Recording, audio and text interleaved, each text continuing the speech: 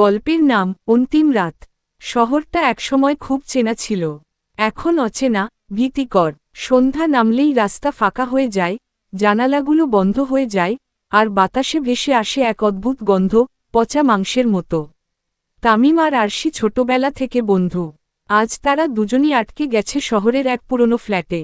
বাইরে গর্জন শোনা যাচ্ছে, না, কুকুর না, মানুষও না। এটা জম্বি। তুই নিশ্চিত তো ওরা ওপরের ফ্ল্যাটে ঢুকতে পারবে না? আরশি জিজ্ঞেস করল কাপা গলায়। তামিম জানালার ফাঁক দিয়ে নিচে তাকিয়ে বলল, দরজা লক করা, কিন্তু যদি কোনোভাবে ছাদ দিয়ে আসে। হঠাৎই একটা বিকট শব্দ, জানালার কাঁচ ভেঙে গেল। একজোড়া গলা কাটা হাত জানালার ফ্রেম ধরে ফ্ল্যাটে ঢোকার চেষ্টা করছে।